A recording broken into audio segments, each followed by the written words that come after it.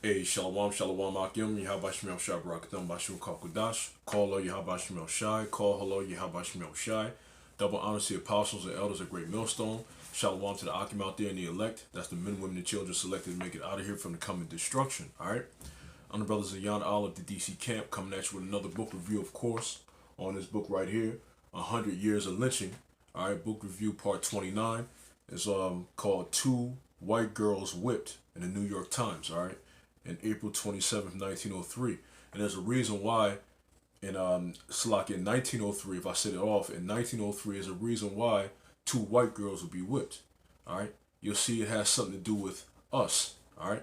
That's why. Alright? I'm gonna go ahead and read it. This is New York Times, April 27th, 1903 on page 48, in case you happen to find the PDF file, okay? Alright, it says two white girls whipped, Bloomington, Indiana, April 26, 38 unmasked men broke into a house. It said unmasked. They didn't care. All right, back then it was bold like that. All right. Unmasked men broke into a house here early today and whipped Mrs. Rebecca and Ida Stephens, white, aged 13 and 16 years old, 16 years, and also whipped Joe Shively, a Negro aged 50 years, all right? A Negro aged 50 years, all right? And the reason why he got whipped, obviously, all right, because of the curses, man, all right? This took, in 1903, obviously it took place, X amount of years, 40 plus years, all right? Around 40 years after the so-called Emancipation Proclamation, man, all right? And guess what? Jake was still being treated nastily, man, by Esau, especially in the early 1900s. It says, and also whipped Joe Shively, a Negro, aged 15 years. All right. The Stephens girls live with their mother. Shively has a room in the house. You see, he has a room in the house. All right. It says the Negro was whipped with a barbed wire and was hit in the eye with brass knuckles. Okay. The older girl was whipped with barbed wire, and the younger one whipped with apple switches, but neither is dangerously injured. Of course, they're not dangerously injured, because the goal wasn't to whip them. The goal was to whip Jake. All right, let me see. You get because that's what's going to happen to you, Esau, in the kingdom. That's what's going to happen to you. All right. When you're serving slavery, hardcore slavery, guess what? You're going to get whipped, all right? This is Job 4, verse 8. It says, even as I have seen, they that plow iniquity and sow wickedness reap the same. So you're doing this, remember, you do this to Israel. Remember, Israel's going to do this back to you, man. All right, just like in Psalms, I like to get in Psalms, I believe it's the 7th chapter, you fall into a ditch in which you made. Everything you did, all right, to the nation of Israel is going to be paid back on your own head, twofold, man. Everything. So everything that you're doing, you're just digging a further pit that you yourself are going to fall all the way down in. All right? Let me read it again. Even as I have seen, they that plow iniquity or wickedness and sow wickedness reap the same. All right? And that's what's going to happen, man. All right, for what you did to Jake. This is, continuing on, it says, many of the assailants were recognized, and warrants will be sworn out for their arrest. Motive for the whipping appears to be local objection to a colored border living with a white family. You see? And that's why them other Edomites, they got mad, they got upset, all right? Because, they didn't want Jake living amongst, and it's not even like he was living with them, with other people.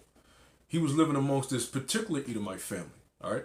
And they was like, look, we don't want no nigga living with the Edomite family, man. Why? Because the Lord put a separation, man. He put a separation between the nations, all right?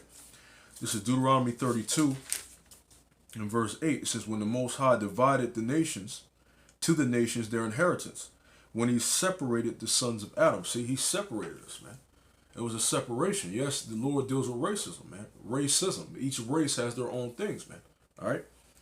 It says, when he separated the sons of Adam, he set the bounds of the people according to the number of the children of Israel.